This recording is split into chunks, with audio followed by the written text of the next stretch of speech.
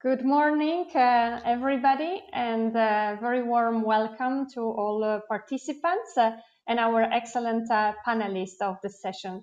I'm head of program on child protection in travel and tourism at ECPAT International. That is a network of over 100 civil society organizations working to end all forms of sexual exploitation of children.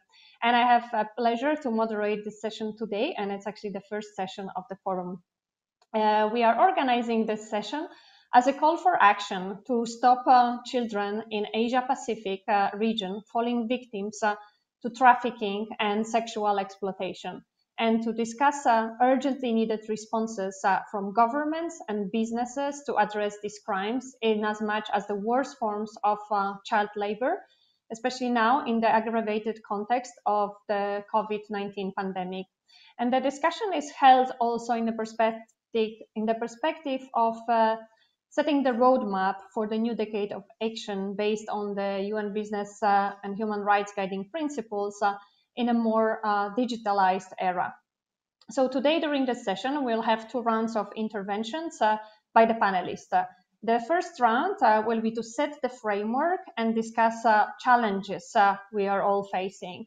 The second round will be to analyze steps for the way forward during the post-COVID recovery and now, and to ensure that governments improve laws and policies and business is developed in sustainable way with child protection in focus. So following these interventions, we will open the floor to participants and we encourage everybody to submit your questions through the event platform, and all the questions will be submitted anonymously. So let me introduce now our excellent panelists. First, we will hear from Jenaline Serrano, who is the Information and Communication Officer at ECPAT Philippines. Welcome, Jenaline. We will then hear from Kun Kemachart Prakihongmani, and that intervention will be in Thai, and it will be translated. Kun Kemachart is Deputy Director of Bureau of Foreign Affairs and Transnational Crime at the Department of Special Investigations of the Kingdom of Thailand. Then we will hear from Rebecca, the Senior Technical Advisor for Better Care Network Australia, that is an information hub and global convener to influence action for children without parental care. We will hear also from Damien Brosnan, Manager of the Code of Conduct for the Protection of Children from Sexual Exploitation of Children in Travel and Tourism, shortly the Code. We have with us also Bharati Pflug, the ILO Senior Specialist on Fundamental Principles and Rights at Work. She's based in Bangkok, from where she covers East Asia, Southeast Asia, and the Pacific. I cannot see the video of Bharati, but I hope she'll be on the platform with us shortly. We will be starting then with the first round of questions and interventions from our excellent speakers to set the frameworks and discuss the challenges. And I would like to start with a question for Jenaline Serrano from ECPAT Philippines. Could you tell us about the impact of COVID pandemic on children's rights to live free from all forms of violence in the increasingly digital environment? And can you tell us more about the trends that you observed in relation to sexual exploitation of children through live streaming, grooming, production of child sexual abuse material in the Philippines? Over to you. Thank you. Yes, thank you. Good morning, Gabriela, and to all our speakers and to all our participants for today. So the COVID-19 pandemic, along with a series of severe natural disasters in the Philippines in 2020, has devastated millions of Filipinos, especially the poor. Hundreds of thousands have been sick, millions have lost their jobs and livelihoods, and government aid has been scarce. On top of this, community lockdowns and sudden shift to online education in place of in-person classes have significantly increased children's screen time, and it also added to the burden of less advantaged children who cannot afford gadgets and stable internet connection for their online schooling. This overall situation has been gravely exploited by traffickers, especially online. 1.3 million Philippine-related cyber tips of online sexual abuse and exploitation of children were received by the Department of Justice from NECMEC Cyber Tip Line in 2020. ECPAT Philippines alone received around 150 reports of online sexual abuse of children from the public since community quarantines began in March 2020. So this is an unusually high number compared to the 0 to 2 reports that we were receiving every month prior to the COVID crisis. Reports that we've received mostly included child sexual abuse materials being sold or distributed in social media sites, websites, and file sharing sites. There have been news reports about students selling obscene images of themselves to raise funds for their online education and afford gadgets for online classes. Likewise, financial transactions linked to online sexual abuse of children in the Philippines have alarmingly surged in 2020 as well.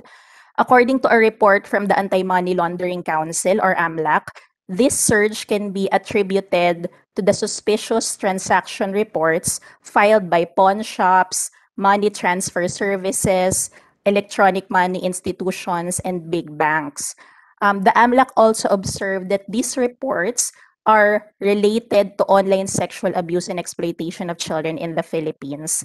Just so you have an idea on how big the increase has been, data showed that violations of the Special Protection of Children Against Abuse, Exploitation, and Discrimination Act jumped by over 3,000%. That equates to over 57,000 suspicious transaction reports.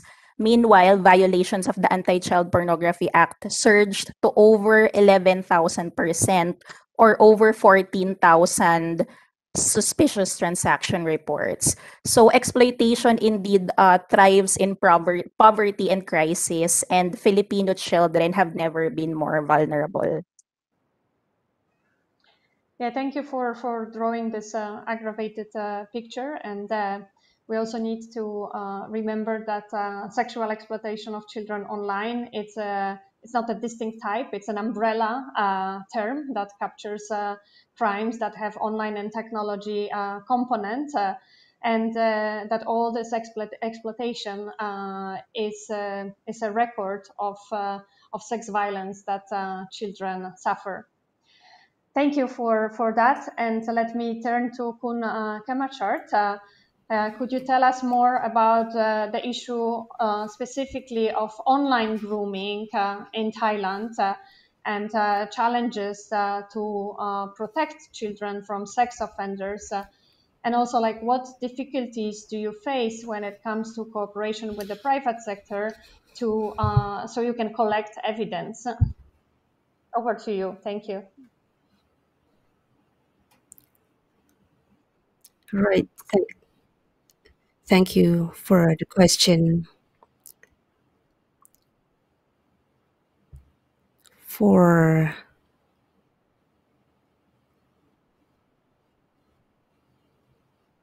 the situation in Thailand. Sorry, he's cutting in and out. I cannot hear him.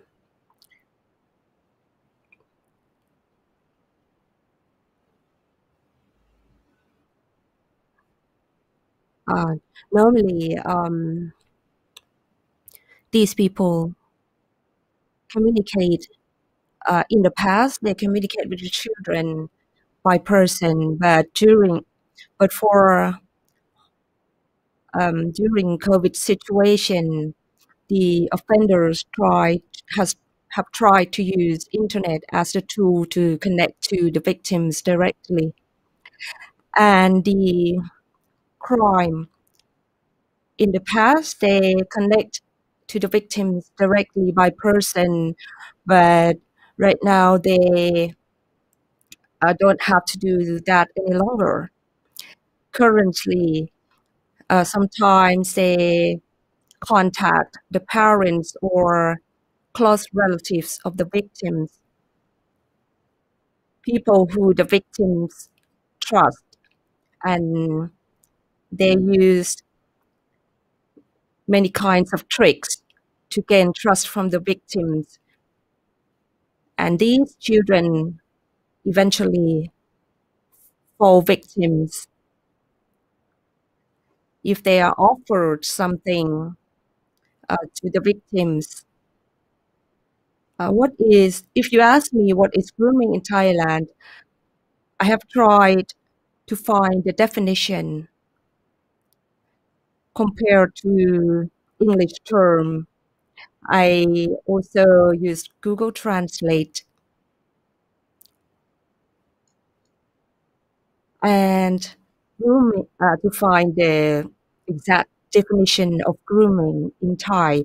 But in Thailand, currently there is no legislation to control child grooming, even if it's the origin of child exploitation or dissemination of pornography. And we found a lot of evidence to grooming, and we have done some arrest and raid for those who provide child pornography. And in the past, we have seen clearly that the offense can be done in the form of transnational organized crime, and the offender uh, have committed this crime internationally, and they also uh, send the victims' information to other countries. Once they get the child images, and they send the images to other countries, not just in the area in Thailand. And so people in the country and outside the country can have access to the children online, and we need to seek cooperation from private and public sector to make sure that we can get the information that can lead us to the arrest. And if the business owner finds some evidence of child grooming, they have to report to law enforcement so that the information can be used. And international coordination is also important. Many sectors might not have access to the internet data, especially for the direct access to the information. And DSI has worked with, DSI has never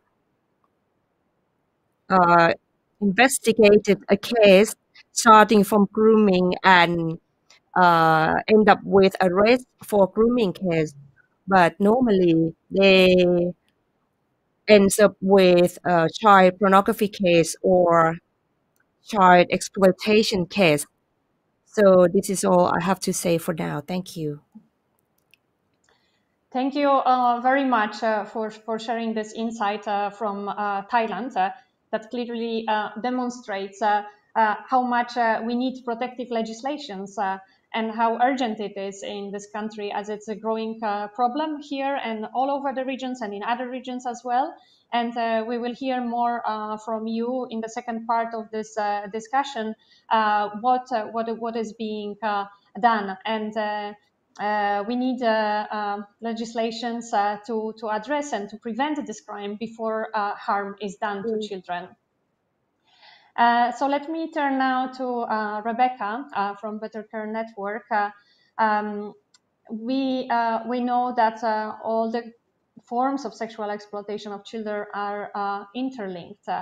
All the manifestations are connected, and the offenders also who transitioned online during the pandemic are very likely to follow with hands-on abuse when travel restrictions ease, and they will be looking for different avenues to access children. So can you tell us about the problem of unregulated voluntourism and orphanage tourism in Asia Pacific region as one of these avenues? So over to you. Thank you, Gabriella, for that important question. Yeah, absolutely. Voluntourism continues to be quite a highly unregulated practice, and that's despite the fact that it often gives volunteers unfettered access to highly vulnerable populations overseas, including children. And this is because volunteers are quite often placed in organisations that provide social services in child welfare or child protection services. Voluntourism is a market-driven phenomenon, and it generates upwards of $2 billion a year. So the products that are offered on the basis of popularity, not on the basis of what communities or vulnerable persons who volunteers are interacting with actually need. And volunteering with children is amongst the most popular of voluntourism products. In fact, an APEC report that was released recently reported that 50% of all voluntourism within the region is with children. And because of this profitability and this popularity, there are little incentives for providers to self-regulate contact with children on the basis of child rights or what might be considered good practice. And the lack of government regulation around the voluntourism sector or regulation around the use of international volunteers in social services, including in child protection services, creates this very lax environment which is conducive to child exploitation, both for opportunistic offenders, but also for those who are intentionally seeking contact with vulnerable children. And one of the most concerning practices in the unregulated voluntourism space is orphanage tourism, where overseas visitors and volunteers are spending anywhere from a few hours up to several months in residential care facilities for children. And in some of the countries where this practice is most popular are actually within this region, such as Cambodia, Thailand, and also Indonesia, specifically in Bali. Children who are outside of the protective environment of their families, including children who are in orphanages, are already classified as high risk and vulnerable to abuse, exploitation, and trafficking. And these risks are further exacerbated when we give volunteers direct contact with these groups of children. And it really acts like a perfect storm because institutions are not environments that adequately meet children's emotional needs, and they're very often characterized by poor standards and low staff to child ratios.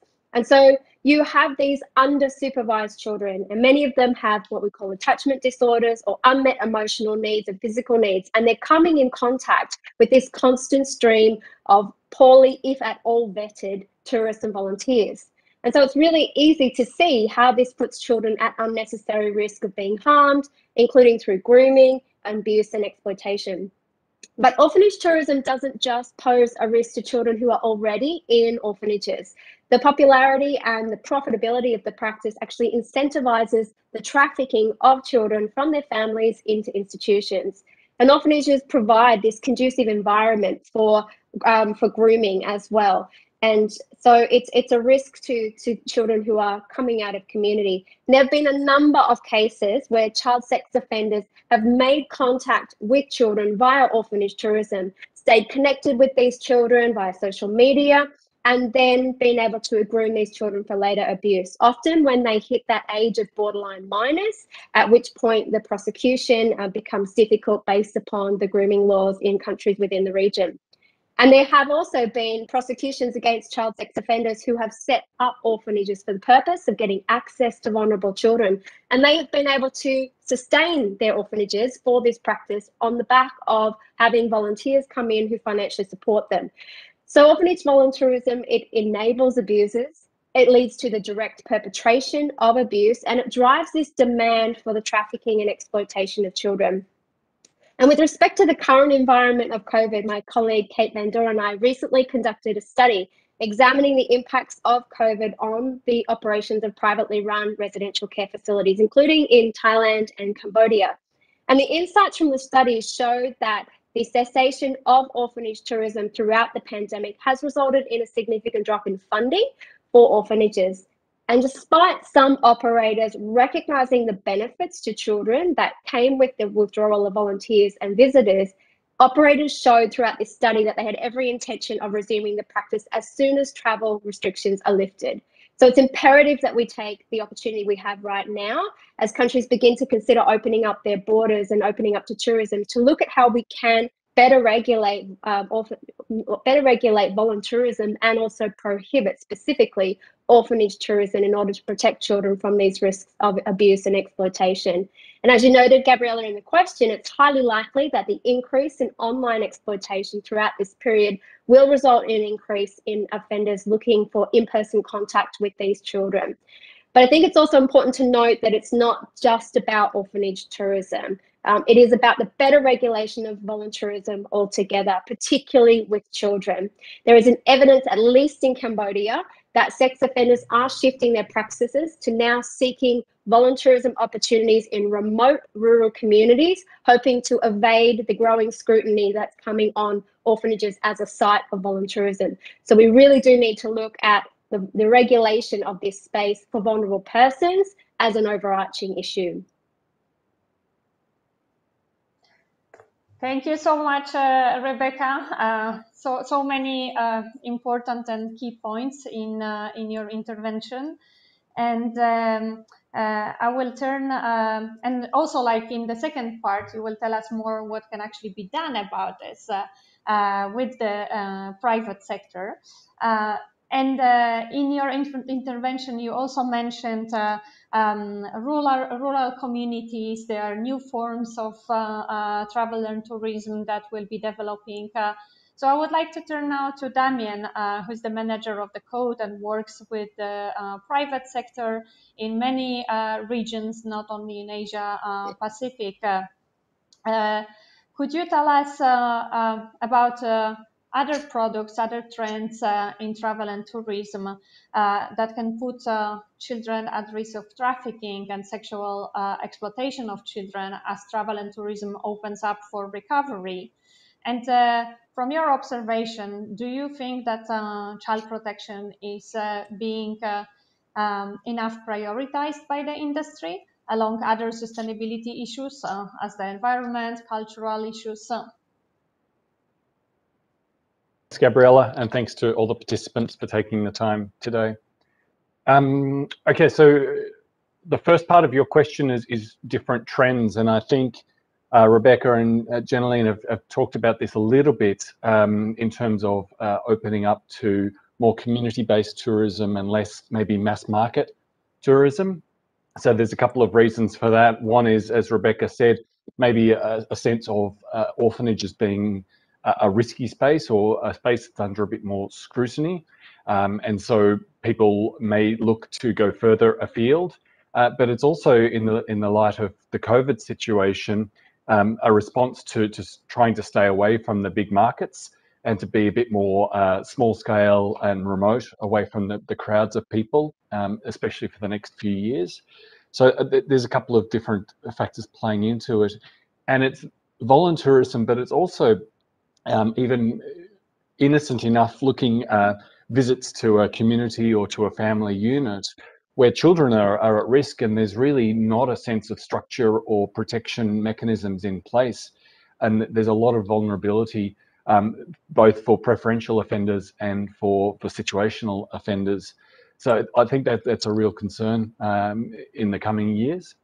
Jeneline talked a bit about the online element and the vulnerabilities of transitioning from online grooming and online manifestations into a real life or in-person offence down the track. I think this is exacerbated by the real economic hardship that a lot of communities have faced during COVID, where in places all through Southeast Asia, there's such a high reliance on the tourism industry, which has largely collapsed. And so families, parents are out of work, children are maybe dropping out of school to help their families out. And that's a real addition to the vulnerability for exploitation, either online and or in person. And it's not just sexual exploitation, it's economic vulnerability. It's working in unsuitable workplaces, let's say. I think the other thing is that there's going to be a real rush to catch up for the tourism industry once things start to reopen. And there's a concern for us that the rush will be so strong that all issues of sustainability and responsibility will be kind of overlooked in a sense of catching up economically as quickly as possible. And that's a real pressure, adding to the existing pressures on child protection issues. And we're already seeing this to a certain extent in domestic tourism in places like Indonesia and the Philippines, where domestic tourism is already starting to pick up, and children are increasingly vulnerable and increasingly at risk of exploitation based on the economic factors. Sorry? Okay. Go ahead. I think there's somebody is speaking at the same moment, but you can continue, don't worry. Okay. To the second part of your question, Gabriella, about the prioritization of child protection as opposed to other sustainability issues, I think environment and community is quite an easy topic in some ways. It's non-controversial. It's easy to talk about and everyone cares. I don't think people don't care about child protection, but it's a sensitive topic. And when I talk to businesses, the first response is often, yes, it's a problem. Child protection is a big issue, but it doesn't affect my country or it doesn't affect my business. So it's often pushed to the side and seen as someone else's problem, some other area. I think that's improving over time, but it is a challenge. I think what we've done with the code and with ECPAT Network is to really leverage some of the big corporations, some of the big hotel chains, and there's a real advantage in their reach. They've got integrated policies, HR policies. They can train thousands, hundreds of thousands of staff and have a standardized brand and messaging across their different operations. So that's really important. But I think what we find challenging is to reach some of the smaller operators, some of the national and local operators who don't have the scale, don't have the reach, don't have the systems or the resources to really implement in a standardized way, but they're also a lot closer to the front line of tourism. And so their staff are the ones who are seeing tourists, who are driving them around, who are aware of the vulnerabilities. So I think that needs to be a really key priority, and that's where the ECPAT network is really strong in working with local ECPAT members, because they're the ones who are working on the ground and can connect with those local tourism operators. I'll leave it there. I'm sure I'll speak more in a little bit. Thanks. Yeah, thanks so much, Damien. And indeed, in this rush to reopen the tourism, that for sure will happen, because the travel and tourism sector was, one of the hardest hit as well economically, and the businesses need to analyze various impacts on children when doing so. Thank you so much for this intervention, and you will speak more about how the code can support the sector on the ground in the second part of the interventions. I will now turn to Bharati Flug from ILO, and I would like to ask you, in the light of previous interventions, could you tell us more about the challenges that are there for governments and businesses in this region to end trafficking and sexual exploitation of children, in as much as the worst forms of child labor, while addressing some of the root causes of these crimes? In particular now, as it was also mentioned by other speakers, in this aggravated context with the disruption of education, public services, and growing poverty. Thank you, and over to you, Bharati. Thank you, Gabriella. Could you just tell me whether you can hear me? Sorry, I had some technical difficulties getting in. Yeah, we can hear you well. We cannot see you, but okay, we can hear great. you well. Yeah, I'm sorry. I think it's the camera that causes a problem. So we decided that I'll keep it off for now. I'll try again later with the camera, if that's okay. So Sure. thank you very much, Gabriela, for having the ILO on this panel, and thank you also to all the fellow panelists for their interventions. I just want to start by highlighting for us, for the ILO, when we talk about this issue, when we focus on child labor, and of course also the worst forms of child labor, we really do it within the global context of SDG target 8.7. And of course, as most of you here will know, this is the target of the SDGs that talks about the elimination of all forms of child labor by 2025, and the elimination of forced labor, human trafficking, and modern slavery by 2030.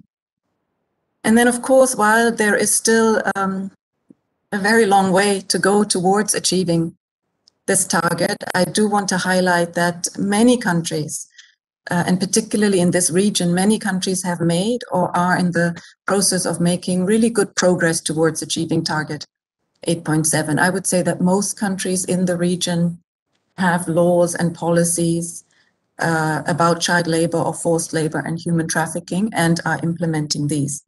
But it is really key to remember that no country can claim to have achieved target 8.7 or claim that it is a child labor-free country unless that country addresses the crucial issue of the sexual exploitation of children. And we do believe that it is even more effective if we can tackle it in the wider context of the worst forms of child labor, as there can really be a lot of overlap in root causes, but also in responses.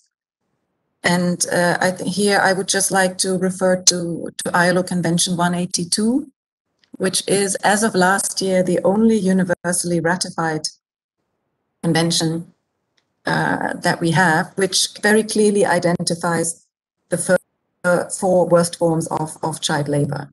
And many of you might be familiar with these, but these are just to recall all forms of slavery or practices similar to slavery, and this includes the sale and trafficking of children. The second form is child prostitution for the production of pornography or for pornographic performances. Thirdly, the use, procuring or offering of a child for illicit activities. And then fourthly, and this is Article 3D of the Convention, which refers to hazardous work. And this is any work which by its nature or the circumstances in which it is carried out is likely to harm the health, the safety and morals of children. And I think it's very clear that the sexual exploitation of children really intersects very clearly with all of these four categories. And for us, Article 3D, referring to hazardous work, is really a very important tool when it comes to the worst forms of child labor. And this is because of the fact that countries that have ratified the convention, and that's all 187 member states of the ILO, they are expected to develop and notify a so-called list of hazardous child labor or hazardous work list. And this is a list that is meant to describe not just sectors in general, but activities and tasks within certain sectors in which children should not be employed. And these lists are unique to each country based on the country context. And in fact, many countries have actually effectively used this list to ban children from being employed in environments that they consider to be at risk for children. So some countries talk about domestic work or specific tasks in that, and there are indeed some countries that have said that children are not allowed to work in the tourism sector in general. And when it comes to the sexual exploitation of children in the travel and tourism industry, I mean, we know that there are many factors that contribute to and at the same time enable this particular worst form of child labor. And we know that there are institutions behind it, there are big profits that are made. We know there are contractors, intermediaries, facilitators, and all of this is sometimes visible, but quite often hidden. And so therefore for us, from the ILO perspective, the labor aspect of it and the exploitation aspect of it have to be taken into consideration when we look at addressing the issue. And in this regard, it's labor laws in general, but particularly those that focus on child labor, forced labor, anti-trafficking. For example, many countries have national action plans on the elimination of child labor or the worst forms of child labor, or the anti-trafficking laws that are in place. So the labor laws that are in place, but also labor administration systems that can be very relevant, and they play a vital role in tackling this particular worst form of child labor. And at the same time, we know that a significant number of children or their parents are coerced and deceived into child sexual exploitation. And so our approaches, we believe, really need to be comprehensive and holistic, in the sense that we don't only eliminate the demand, but also the supply factor. And this, of course, is for us, comes through dignified educational and vocational opportunities for children, but also livelihood opportunities for children and their families. And all of this is, of course, currently made a lot worse by the pandemic. And we know that the COVID-19 pandemic poses very real risks of reversing years or decades of progress in the fight against child labor. We don't know the full impacts of the pandemic yet, and we don't know the length of the crisis, but we do know some of the fallout that is obvious already. So we know there's hugely increased economic insecurity, disrupted supply chains, manufacturing has been halted, public budgets are really strained to the limit. And when you look at these and other factors that result in the losses of household incomes, and we know that the first thing families do is to take children out of school so that they can contribute to the household income. And we are currently actually in a situation where in many countries, schools have been closed for a year. So children, and we know this, are forced into much more exploitative and hazardous jobs. Those who are already working may do so for longer hours and under much worsening conditions, and they may actually be moved into the hidden worst forms of child labor, including sexual exploitation. And we do know that those children who have left education and who have left school, and those who are already at risk of child labor or the worst forms of child labor, are unlikely to go back to education.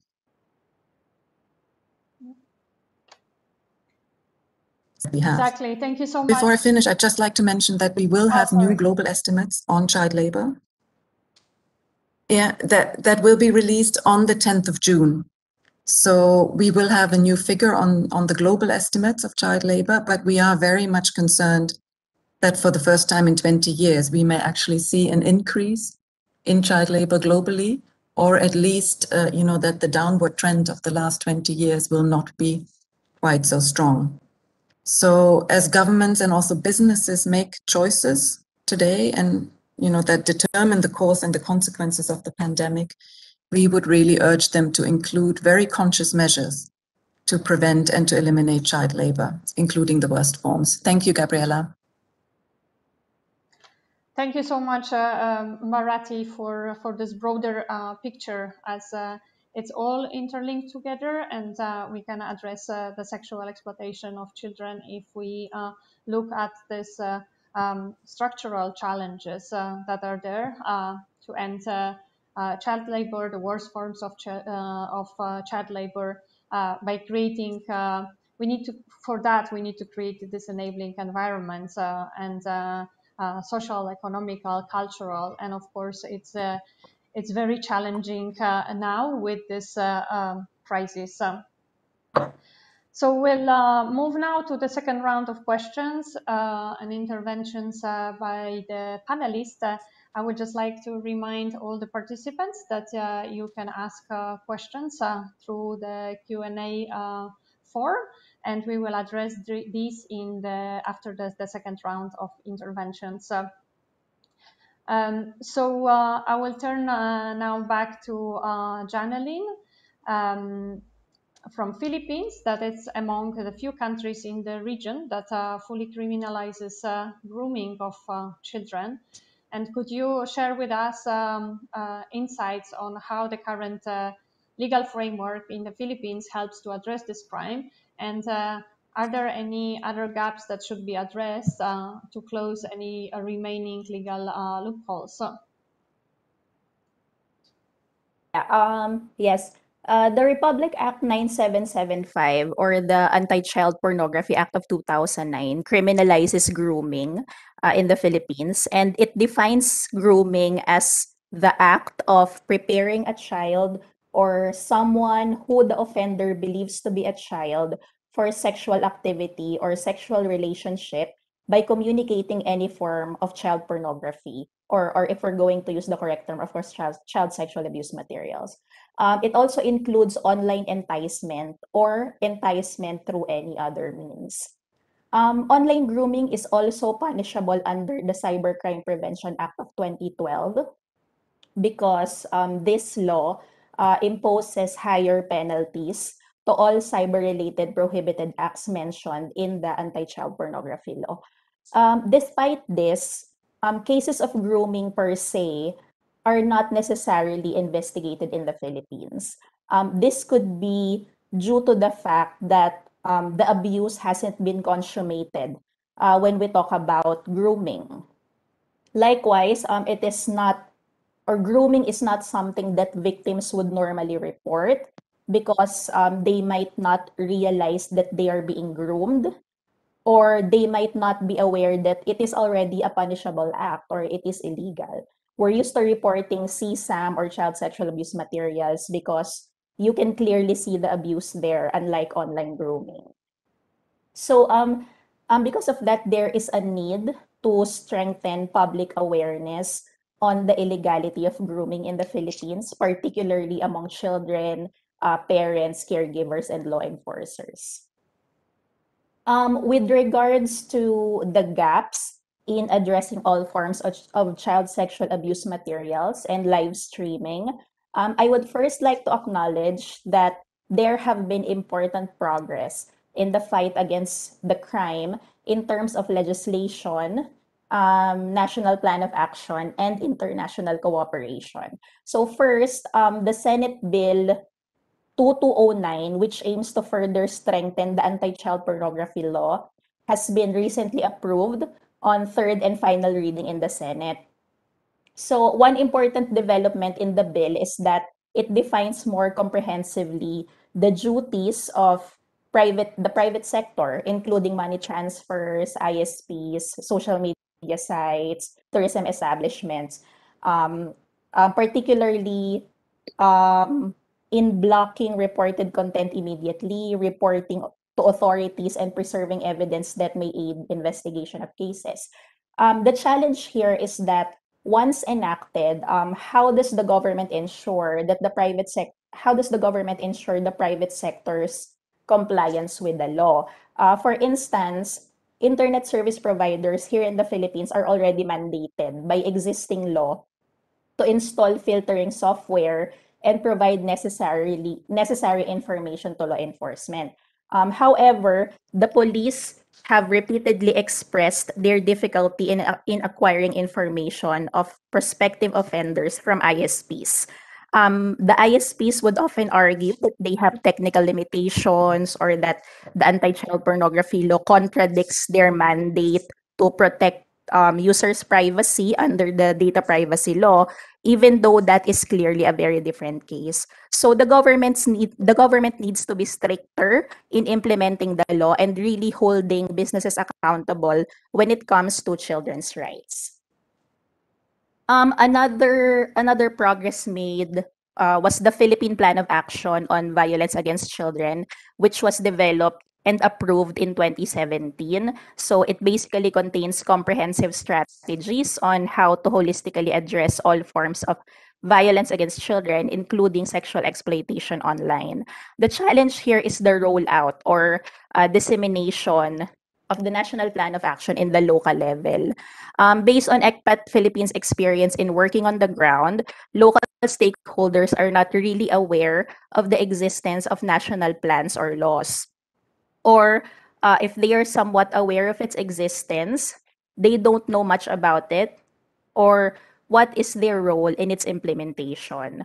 So national government really need to expedite the dissemination of national plans to the local level and capacitate local child protection systems in implementing programs, or better yet, creating local ordinances that would holistically address online sexual abuse and exploitation of children and all forms of sexual exploitation of children.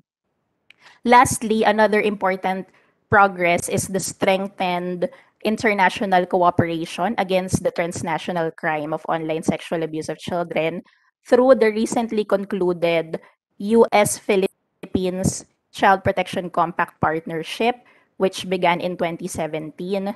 And then there's also the PICAC, or the Philippine Internet Crimes Against Children, established in 2019, which is a cooperation among national and international law enforcement agencies. So both initiatives resulted in more arrested online traffickers and more rescued victims. The challenge, however, in investigating cases of online sexual abuse and exploitation is that the Philippines remains reactive in addressing online sexual abuse and exploitation. We are only able to respond to cases when we receive tips or reports from international law enforcement or hotlines. We still have difficulty detecting cases on our own. So in relation to this, and as Damien mentioned earlier, ECPAT Philippines sees the unique role of communities or the local level in proactively addressing online abuse of children.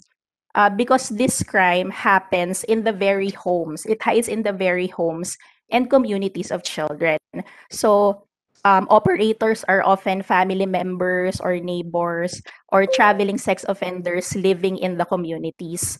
So based on our experience, establishing and capacitating a multidisciplinary response team against OSEC in communities can be a proactive and sustainable solution.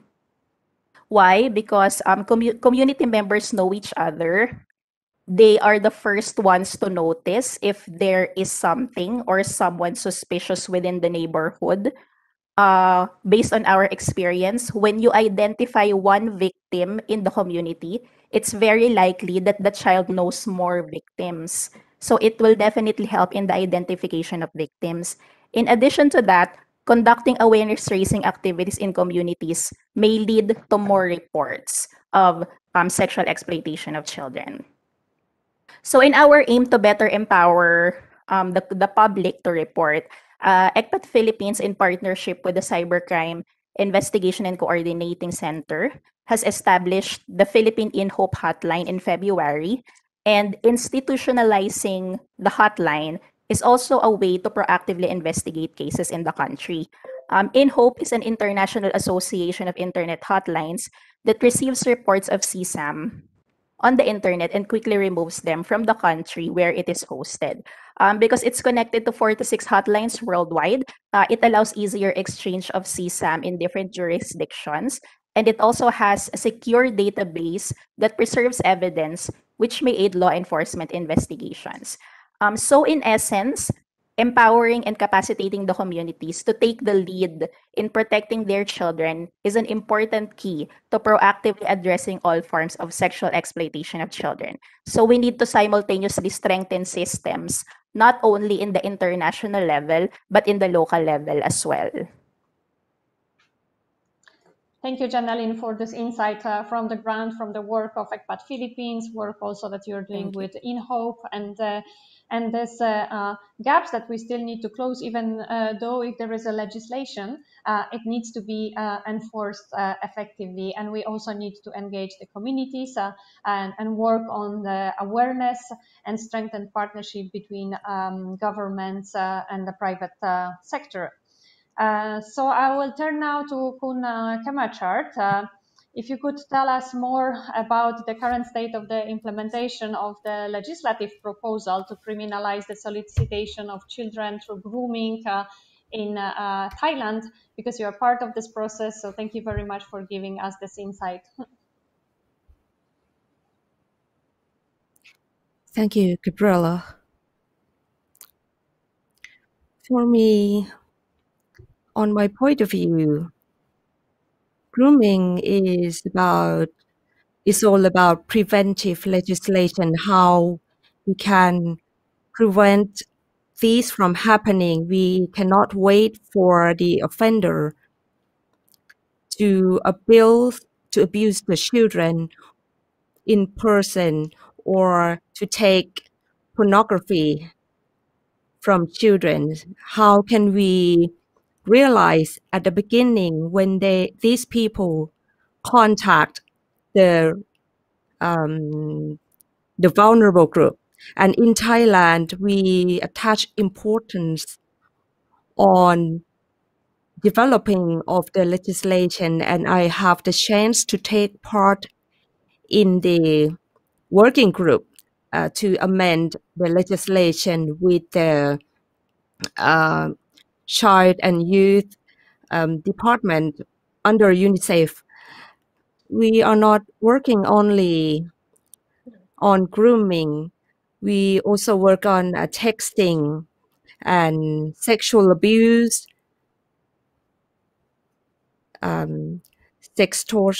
sextortion, and also propose provisions to grooming legislation. And we have proposed under the Legislation Amendment Committee under the Thai Constitution. And right now, we have two frameworks.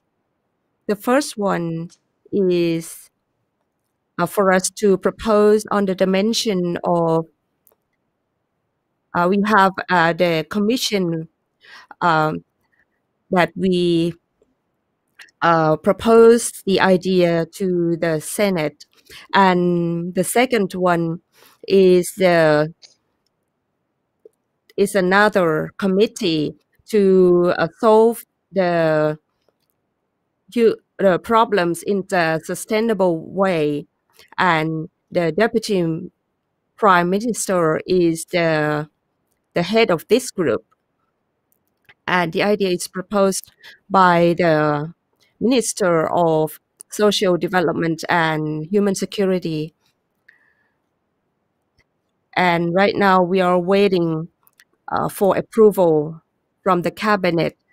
Right now we have some problems because we cannot convene meetings during COVID situation. If the situation gets better, I hope that we can do better, not only in terms of grooming. As mentioned earlier, in the beginning, the grooming problems nowadays is not occurring only in the Kingdom of Thailand, especially during COVID-19 situation. We have a lot of transnational crime. And in Thailand, we are trying to have some tools that we can fight against these crime, especially to use the online media effectively. So the context that we are trying to propose in terms of legislation on grooming in cooperation with UNICEF, we also have DSI working with us to drive forward the legislation, because grooming may lead to other types of problem, dissemination of child pornography, for example, and DSI has tried to drive forward the legislation in terms of the grooming of child can lead to money laundering in Thailand. And right now we are we have proposed the idea to the cabinet already, and the working group under UNICEF are proposing the draft so that we can work more effectively online and to arrest the offender and to collect the evidence better. Because the offenders, they always work in group to exchange information, and they update the information on a regular basis. So our idea for our work in the future. We may work as undercover. DSI may work as undercover and to work undercover with these people online, because we already have legislation on for undercover operation, and we just need to make sure it can be used more comprehensively. And in terms of extraterritorial offense, victim is in one country but offender is in another country. How can we pass on the evidence in a more effective way? And how can we take over their accounts? And in terms of the criminal terms, for example, if we find the evidence in the next 5 or 10 years, and the victims may not realize that they are victims. So in terms of international relation, it has to be strengthened. And also we have some issues, border issues in the past. Right now, everything is online, so technology is borderless.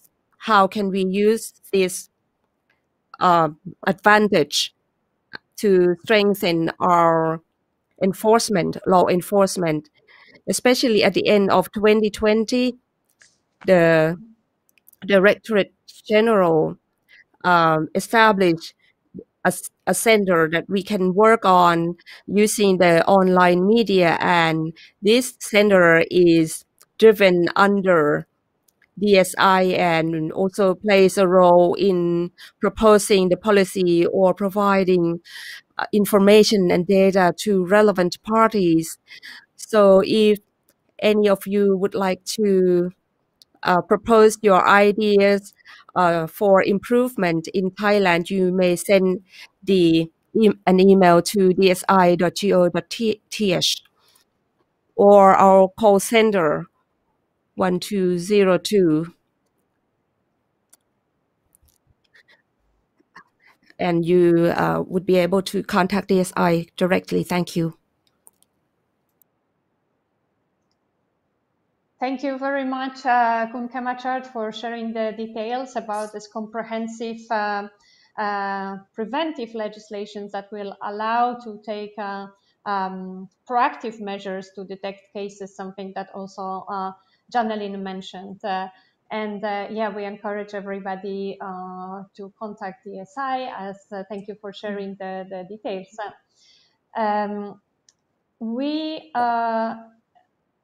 And it will be definitely a great big step for Thailand once this legislation is passed.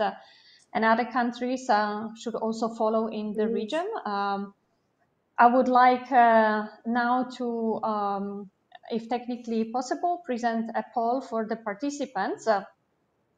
We'd like to ask you, how many countries do you think out of the 14 countries in this region, Bangladesh, Brunei, Cambodia, China, Indonesia, Japan, Laos, Malaysia, Myanmar, Philippines, Singapore, South Korea, Thailand, and Vietnam, how many of these countries do you think explicitly criminalize grooming of children, that is of every human being below the age of 18 years old? So you can choose between 2, 5, 8, 12, or all the 14. We invite now all the participants to participate in this poll. And while we are waiting for the results, I would like to add that ECPAT International developed a legal checklist for governments as a call to improve their national and legal frameworks and push for change, including through increasing accountability of business. And you can find the link to this checklist in the additional documents for the session on the forum website. So let's see, do we have already the responses, or we are waiting. We have only a few responses that indicate actually, or we are still waiting for somebody to respond. If not, I'm not sure if I can see well on this chart, but I think the first bar says it's 2 countries. Yeah, and then we have answers about the last. Some participants say it's 14 countries. It would be wonderful, and we hope this will happen in the future. But currently, only 2 countries in this region fully criminalize grooming of children up to 18 years old. It's Malaysia and the Philippines that explicitly criminalize this crime. Thailand and South Korea, Thailand, as you heard from Khun Kemachart, and South Korea as well are drafting a law to criminalize online grooming of children. There are some countries as Brunei and Singapore that establish the offense of grooming, but only with respect to children below 16 years old. In most of the other countries, it's not regulated, although some other laws can apply. So following that, which is also a call for the countries of this region to criminalize grooming, ECPAT is also working with Asian Interparliamentary Assembly, AIPA, that includes 10 countries from this region, to push for this legislative and policy change to stop children falling victims to sexual exploitation. And we look to stepping up this work with support of AIPA. I would like now to go back to our conversation with Rebecca. You told us about negative impacts on children, including risk of trafficking and sexual exploitation. What actually the private sector should do to divert from unregulated volunteerism and with children and orphanage tourism, and how they can offer a meaningful support to communities? Can you give us like some practical examples or resources? Absolutely. Thanks, Gabriella. With respect to orphanage tourism specifically, the call to the private sector is to fully divest from this practice. It isn't one of those practices where you can look at it through a child safeguarding lens and make it safer for children, because even at the very basic level, orphanage tourism perpetuates the use of institutional care for children. And this is undermining the efforts of most governments in the region to reform their child protection and their care systems and phase out the use of institutional care. And this is based on, over 70 years of evidence that shows that it is detrimental to children's development. And there are some really great examples of companies, whether they're tourism companies or volunteerism sending companies, that have really successfully divested from offering orphanage tourism products, including companies like Flight Centre, World Challenge, and Intrepid, who were all very active in this region. And many of these organisations, as well as others, were part of a task force and partnered with the Better Care Network and Rethink Orphanages Network globally to develop a specific resource that looks at divestment. And it's called the Orphanage Divestment Resource for the Travel and Volunteering Sector. And it really draws upon the learning of these organisations who have divested and pioneered that practice to help provide guidance to other companies and organisations who are looking to follow suit and implement a safe and effective divestment process. So we are calling on the private sector to support a full prohibition on orphanage tourism. And this can be through including prohibitions on orphanage tourism in membership-based self-regulation and verification schemes run by the sector, and including, the excellent example of ECPAT's The Code and the new volunteerism policy that ECPAT have released. And where orphanage volunteerism is occurring with children, but not in residential care settings. So this is general volunteerism. We are calling on the private sector to utilise guidelines, including guidelines developed such as the Global Practice Guidelines that was developed by G Adventures in partnership with Planetaria and Child Safe Travel, which is an initiative of Friends International. And these guidelines can really help organisations or companies to develop or to modify their products and their volunteerism offerings to ensure that what they're offering and promoting isn't violating the rights of children or putting children at risk of harm, abuse, or trafficking or any form of exploitation. So it's really imperative that the private sector shifts the decision-making framework from profitability and popularity of products to a human rights-centered decision-making framework in the volunteerism sector. We're also encouraging travel and volunteerism sector actors to consider making the shift from promoting opportunities to volunteer with children to opportunities to volunteer for children. And the best way that we can often support vulnerable children is not necessarily by facilitating direct contact between children and volunteers. It's often by linking volunteers to opportunities to provide support to organisations that are delivering services for children and for their families, and doing things behind the scenes to build the capacity of those organisations so that they can enhance their offerings and services to children. It's also by promoting opportunities for volunteers to attend learning events when they're going on overseas trips, where they can learn about the issues that are affecting vulnerable children so that they are better equipped when they return home to be advocates, to raise awareness and to raise support for these organisations. And there are great examples, again, of groups that are doing these kinds of learning events, including Learning Service or Peppy Tours or programs such as Rok Khön, which operates in Cambodia and is an opportunity for people to learn about the issues creating vulnerability and family separation and about family-based care as an alternative to orphanages in the country. And so they have successfully piloted these types of learning and cultural immersion experiences for volunteers. I think that this is a very unique moment in time. We've discussed a lot the disruption of COVID and the impact that's had on the volunteerism sector or other spaces.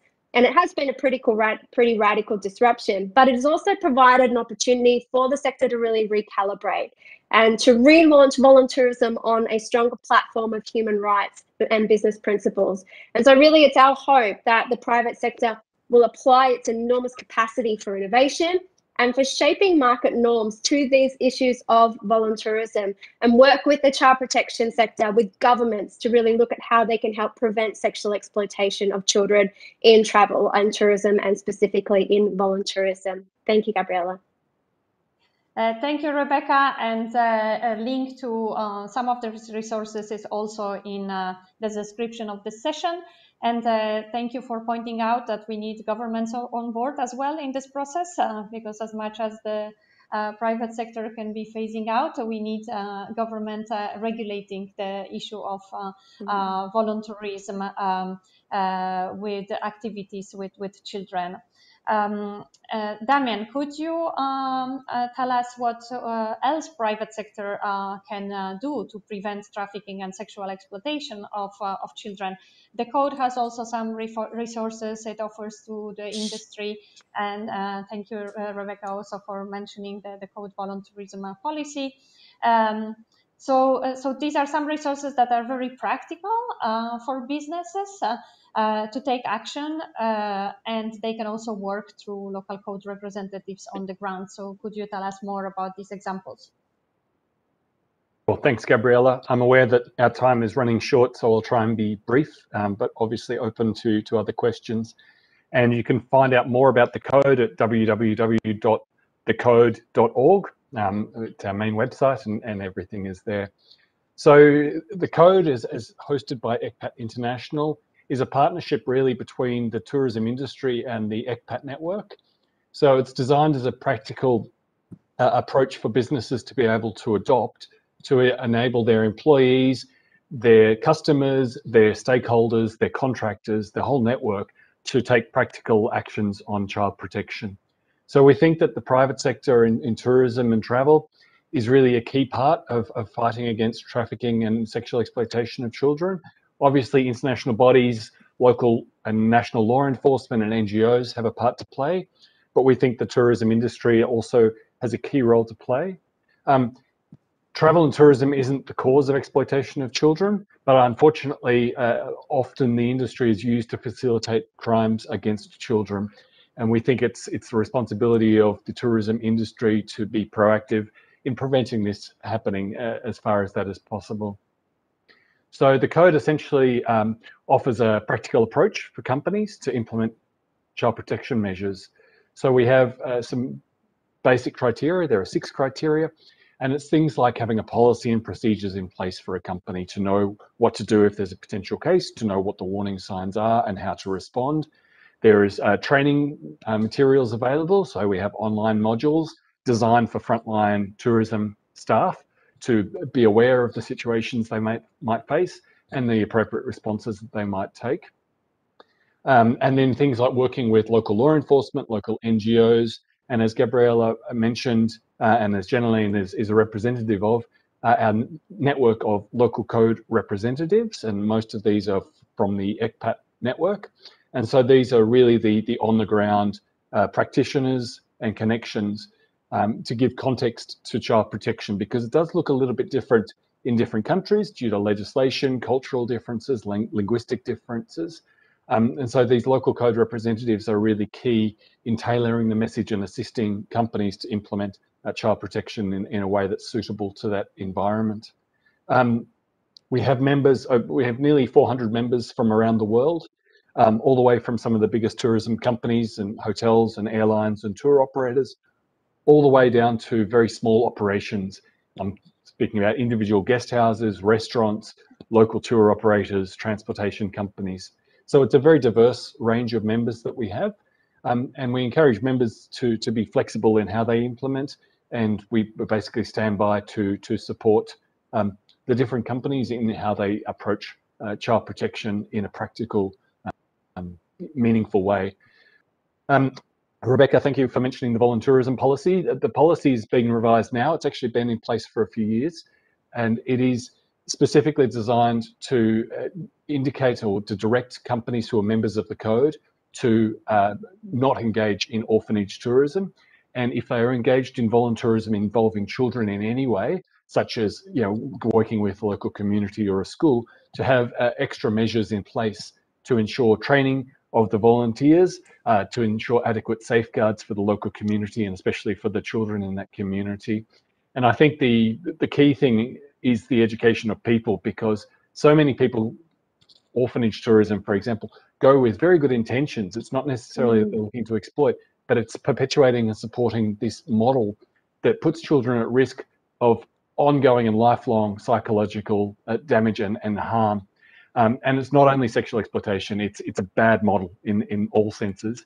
And it's perpetuated by good meaning, well-meaning people supporting financially and in person. So it's a real tragedy, but I think informing people and making them aware and then becoming advocates when they come back home is a really key part of that. I'll pause it there. Thanks, Gabriella, for the opportunity. Yeah, thanks so much, Damien. And I think it's very important to have this practical approach and offer support to the private sector on the ground, so they know what to do in practical terms and how actually generate change. So Barty, coming back to you on this broader picture that you can give us. Can you tell us a little bit more what is being done in the region, specifically by governments and business, and also like how others can join these efforts to end trafficking and sexual exploitation of children in as much of the worst forms of child labor? And in particular, if you could mention Asian Road on the elimination of the worst forms of child labor and the International Year for the Elimination of Child Labor. Thank you.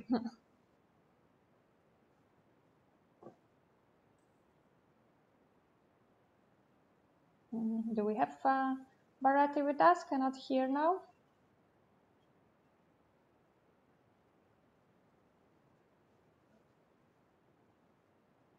I cannot hear you, Bharati.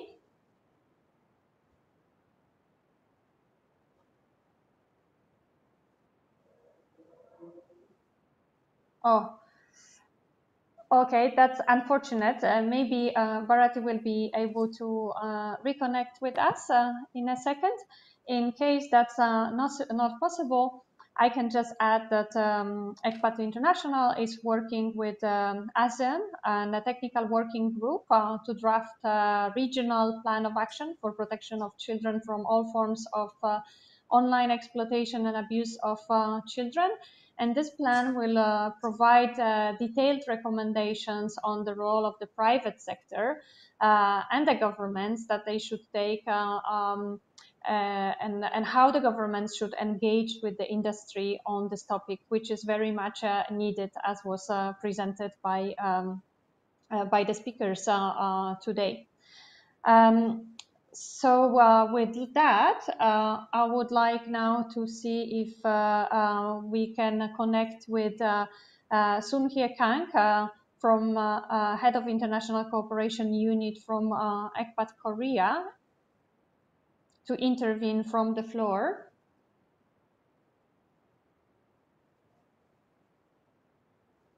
Gabriela, can you hear me? Wonderful. Yes, great to see you with us.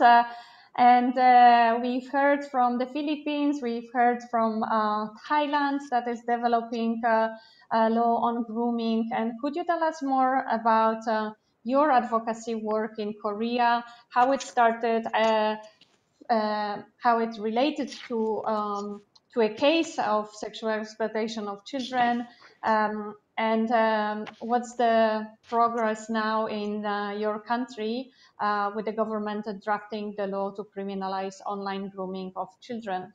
Over to you. Okay, thank you for having me first, and thank you for the great insight provided from the other panelists.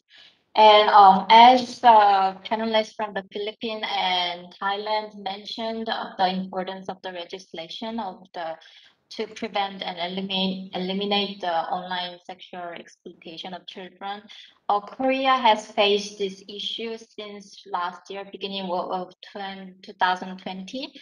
Not just the COVID-19, we also faced really serious crime cases regarding the CSAMs and the online groomings as well.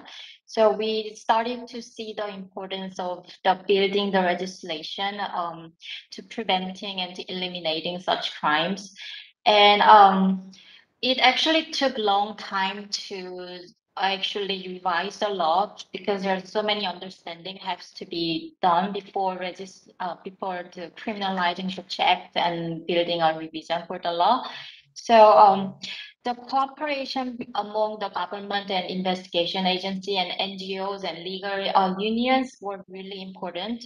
And we started our advocacy work by starting with building an NGO union to prevent such crimes. And also we began to hold some of the webinars and to invite someone from international groups and provide insights on the online grooming and undercover investigation, and also the importance of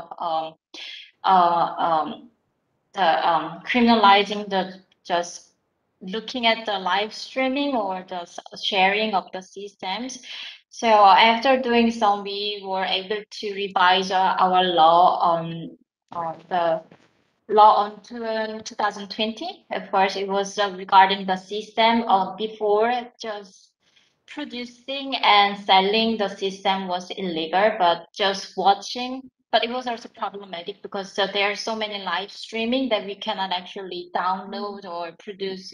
You cannot say that somebody produced it. So after the revision on 2020, we were able to criminalize all the actions like generating and disseminating or selling or buying or just simply watching the system was criminalized by the law. And also we revised a Telecommunication Business Act. So it also kind of make it obligated for the private sectors to regulate such crimes in their community. And they were now required to report such crimes, and also they are required to cooperate with the government in Korea. That still has a gap on online grooming or solicitation of the children. because that only covers the system mostly. So we kept on working on our advocacy campaigns and work and to eliminate the online child sexual exploitation. So we continue to work with our cabinet members and someone from the National Assembly to push the additional revision on our law. It is a really long name, so I'll not say it, but it's about the Act on the Protection of Children and the Youth Against the Sex Offenses.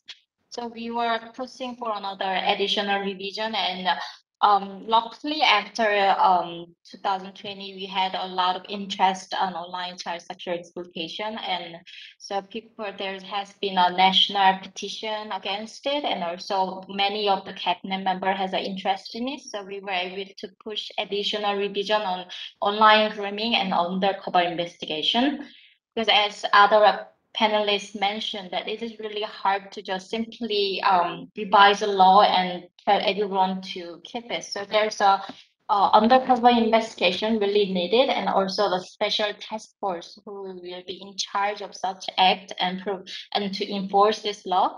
So we are trying to push it forward. So we were able to revise the law. The revision was passed on last March, I believe, in 2021.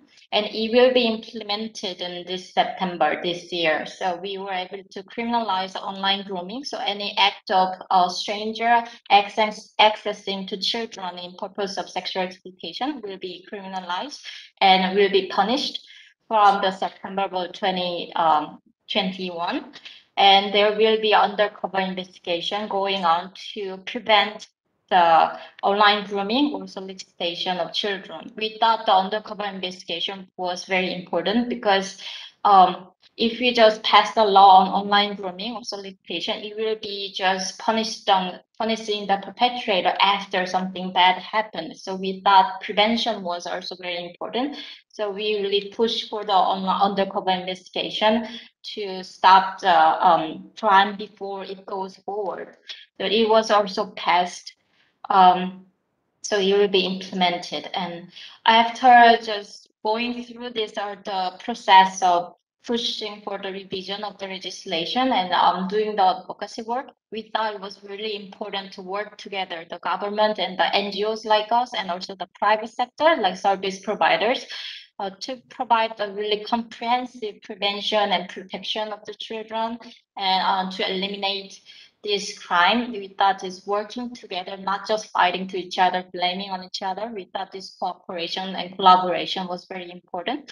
So that's why we started. Thank you very much for your intervention. Thank you so much. And this is a great example from Korea. This is a great example of the progress, and also you mentioning that we need to cooperate stronger together. We have some questions from the public, and these are more in the form of comments that trade unions needs to be addressed as well. Small and medium enterprises. We have also, which of course are very important issues. We have also received a personal story that